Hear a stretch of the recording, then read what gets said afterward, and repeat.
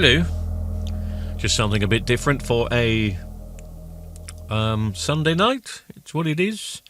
This is just my little editing bit that I do, voiceovers and bits afterwards. And people ask me the usual question, do I repair anything else but TVs? Well, some people are cheeky and they say, do you repair proper electronics? No. No, I stick with TVs. I mean, we used to get involved in DVD recorders, Panasonic and Sony DVD recorders, but they've all got a bit old now and they very rarely come in. So we don't touch those. And there is a reason. I mean, when I wake up in the morning, I don't wake up and go, oh, I wish I'd got a TV to repair today. I wake up and go, oh, blimey, I've got 15 TVs to get through over the next few days. I better make a start. So if I were to, if somebody were to bring in a piece of hi-fi equipment and ask me to repair it, if I did that, I'd have to put a TV to one side, and I've got enough TVs to keep me going for quite some time. So I don't dabble in anything else. I stick with TVs. But there are some occasions when either close family or friends or even my own equipment fails miserably. And then I decide I'll have a look at it. If I can't fix it within, an hour or two, then I'll throw it away. And that's what Sunday nights are usually for, if there's anything that I need to fix. And on my little editing suite, I've got, there's a mixing desk there. There are CD recorders and stuff up here to the side. MiniDisc player recorders, as I say, this is the one that is playing up. As you can see, it's supposed to be on, and it isn't. It's doing all sorts of weird stuff. And it's not worth, people have said, oh, well, you can buy mechanisms for this, or you can buy a main board for this, or the power supply for this. They're really expensive. Especially if you're looking on eBay. eBay seems to think that these machines are still worth between £70 and £150, and they're simply not. They're beautiful machines. I am a massive MiniDisc fan. I love it. But to prove that they don't work, I actually bought this. To prove that they're not worth that sort of money, I bought this for £15 about 2 years ago. So, and again, to prove that they're not worth it, I bought this one 2 days ago, which is exactly the same. Well, it's missing a few buttons, so this is a 320, that one is a 500. And I bought this one, working condition, for, again, £15. So it's just not worth me going on eBay, looking for a board, looking for a mechanism. I don't think it's a mechanism failure. I think we've got a problem somewhere else that we're going to be looking at and see if we can. I mean, this does sometimes come back to life. In fact, if I unplug it, that's not the one. This is the one. There we go. Ooh, that didn't work either, did it? Well done, Al. That's going very well. So where's this one plugged in then? It's got to be that one. That one's that one. Oh, yes, I did unplug it. Sorry, I didn't notice. I've reset it. So if I switch it back on now, it says it's reading the contents. And it will probably work for 20 seconds. Or the occasional track before it goes funny. Oh, no, it's not read it. And it wants to eject it. And have I got a disc in there?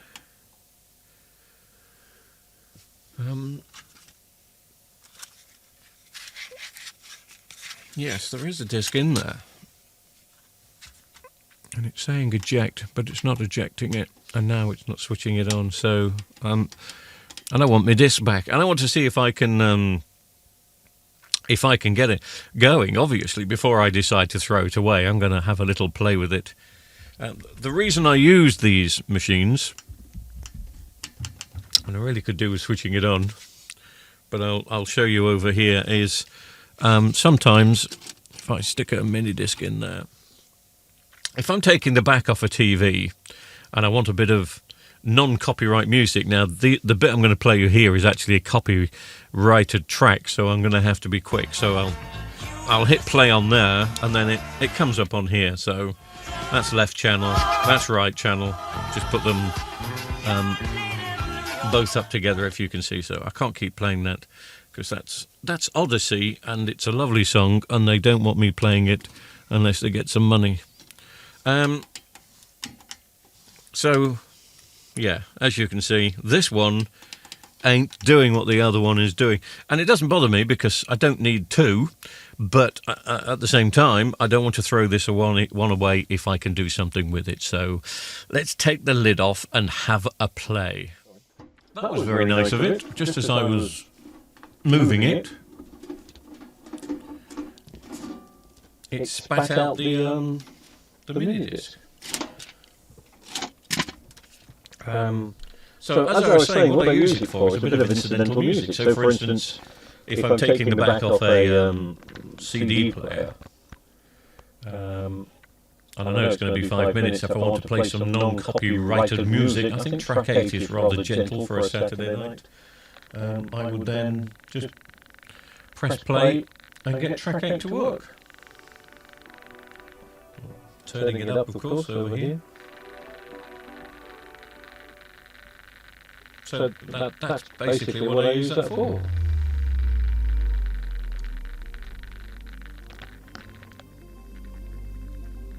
So I will, courtesy of that machine, I will let that one play some gentle music in the background. I've already taken the screws out, so the lid should hopefully come off this. I'm not at the proper repair desk, so I haven't got the proper repair lights, if you know what I mean, but we can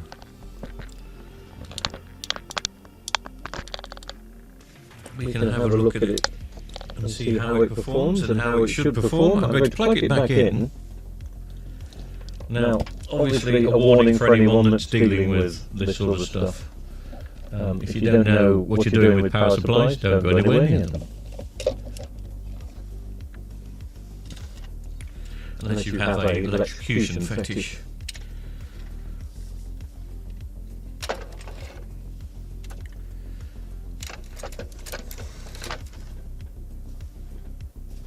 I'm just trying to find out if the disc is spinning. It says it's reading the table of contents. Is that disc spinning? I don't think it is. No. No, and it ejects it. But obviously sometimes it does. I don't know if I've managed to show you this in working order, but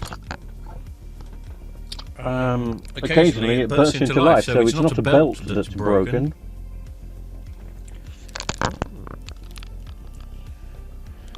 That looks very dim on screen, but it's still quite bright. But again, it's chucked it out.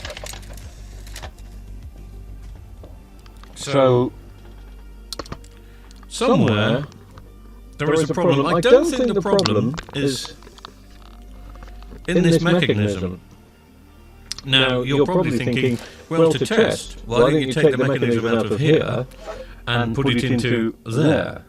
Well, it won't work because the mechanisms are tied to the system. So it knows what system it's tied to, and if you put it in there, it'll realise something's not quite right, and it won't work. It will work if it's if that was exactly the same model number, but this is a 320 not a 500, and it knows that in the EEPROM, so it won't allow the mechanism to do anything.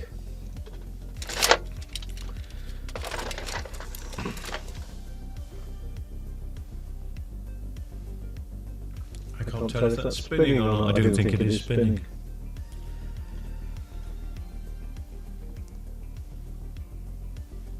No, it's going to spit it out a bit. So that's the issue we've got. So I'm just going to have a play around with a few things, and I'll report back. Well, after playing around with it for just 2 minutes, maybe less than 2 minutes, I've discovered something. In fact, I think, I don't know if you can see this on the camera, But I think the disc is spinning. Or if not, if I press play, I think it will now start to spin. So press play. There you go. So we've got both machines working at the moment. But, so what I want to do, I need to get hold of the non-copyright disc. So I can do this over length of time. So let me eject this disc. Let me eject the other disc. So it's gone very quiet. Let me put the non-copyright music disc in, and you can probably see that it is starting to spin up. I'll use the same track, which is track 8. I don't know who this is, by the way. You see it moved into operation. So this is now working, but it won't stay working. And bring the camera here, you can see that it is playing track 8. I will turn it down a bit, because it might be throbbing through your speakers, because that sounds quite bassy in my headphones, but I've got my headphones plugged into an external amplifier as well. So that is working, so I'm going to turn it up a bit so you can hear it, because I can force it to stop. And I think I know, well, I may know what a fault is, whether it's the fault or not. I'm not too sure. In fact, to show you, I'm bringing a bit of light. Obviously, I'm used to working in a better conditions for repairs, but I'm actually sitting. I don't usually sit down when I do repairs, but at the moment I'm sitting down doing repairs. Here is the main audio chip, and you can see it's got a heatsink. You maybe have to see a model number down there that says LA something. It may be LAP, or I don't know. I haven't got my glasses on, so it may not even be LA. You probably see it better than I. That will get incredibly warm. Even in standby, that will get warm. I'm bearing in mind that these machines spend more time in standby than any other time. Look what happens if I just rock it. Gone, and it's ejected it. Let's just stick it back in and see if it starts to read it again. It is. Let's go to track 8.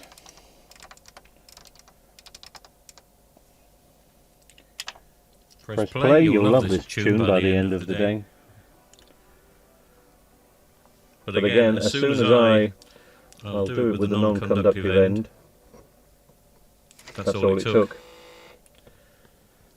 It's not ejected at this time, but it's gone back to reading the contents, and it has read them. So that seems to be causing a few problems. It's definitely causing it to stop, it's definitely causing it to eject sometimes, and it just kind of resets it. Let's just see if the disc is still spinning. I'll press play. Yeah. It is. So it's got to be dry joints on this board underneath here, don't you think? Don't you think?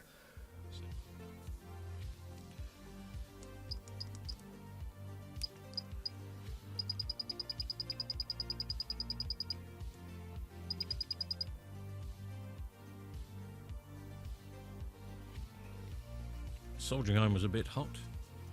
I haven't used this soldering iron in years.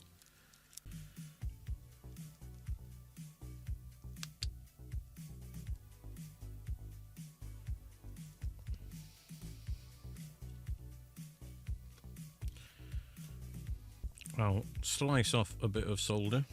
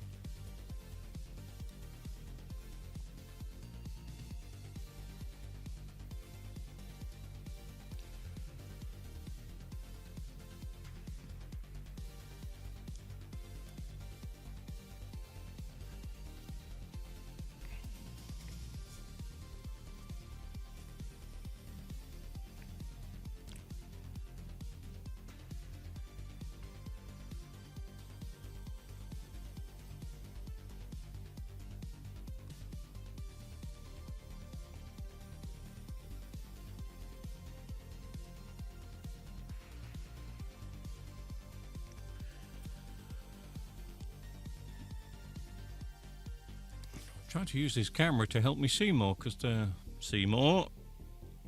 were a couple of bridges, but I don't think so now.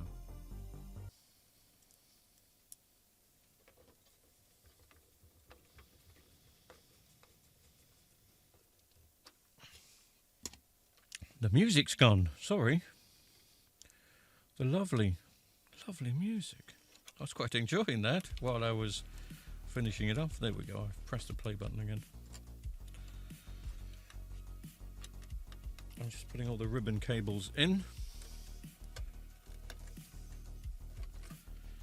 I'm not sure if this is the repair, by the way. I've got no idea if this is going to fix it. I'm not coming at this with a knowledge base, I'm just coming this with something to do base, if that makes sense. The one thing I will say about tonight is it's been nice having this soldering iron back in practice again. I haven't used this in a year and a half, 2 years, and it's got a fine tip on it. And coincidentally, the reason I haven't been using this is because I thought the tip was knackered, but it's okay. But I did order some tips for it, coincidentally, this morning. So hopefully they'll arrive in the next couple of days, and I will leave this soldering iron here. But hopefully both of them back working now. So on this one, we've got the naughty music. Please go out and buy Odyssey's Greatest Hits now so they don't sue me. And then on this one, we have my incidental music. And they both record as well. Let's test that one. Oh, yeah, you can tell it's recording because it's phasing, because I've got the fader up. If I turn the faders up, it all goes a bit weird. So that's it. It's good. Okay. It's been a bit of fun. It's something different. But is it worth doing? No. And you can understand why if you go around to your electronics guy and say, I've got this problem with my MiniDisc. I mean, obviously mine had two faults, and I did some damage to the old fault without realising, so I had to take it apart again. So an engineer wouldn't have normally done that. So, but it's still 45 minutes to an hour's work on this to get it going. And if your engineer's trying to get £20 an hour, you should be getting a lot more. But if he's trying to get £20 an hour, it depends. If you've got one of these mini discs and you wanted it repairing, how much would I have charged for that repair I've just done? Well, it's only a bit of solder. So I don't know, 30 quid? Not a lot, is it? buy me a cup of coffee and a bun, but 30 quid I probably would have charged if anybody had brought that in. So that covered my hourly wage and a bit more. Some people probably think that's a rip-off. Some people are going to get in contact with me now and say, how dare you tell them it's £30? Don't tell them it's £30. I charge 130. Are you insured? Anyway, so... Sorry. I love it. But maybe £30 is not enough. I'll have to talk to my boss and think, what would you charge? I mean, it's working. It's not a lot. You can buy these flipping machines, as I've just proved, for 15 quid. But yeah, 30 quid, I suppose. Anyway, that's not what About the Video is about, even though the trolls will now get in contact with me and give me a damn good thrashing. And I thought it's only good and proper that we give it a test and just make sure that everything's fine. But as you can tell, the meter now, the VU meter, what did I used to call it? I can't remember. Anyway, he's going up and down with me gob, so that is working. And if I press play, it's in record mode, so if I press play, I can give it a test and prove that all is well with the world. And I'd like to say thank you very much for watching this video. It's just been something a little bit different. I will add that the actual repair of this unit technically took 45 minutes. I've obviously edited it down, so you're probably watching, I don't know, between 15 minutes and 30 minutes in total. But I did a lot of cleaning and I did a lot of reflow work on other parts, which didn't need doing, but I just did that. So I've been actually doing this for about 2.5 hours, but the repair did only take between kind of 45 minutes and an hour to sort out. Anyway, I'll just stop and press play and see if that's going to work. That's not stop. That is stop. I can't tell because my buttons are faded, look. So I keep pressing that for stop and it's play. That one is stop. And so it's flashing, which means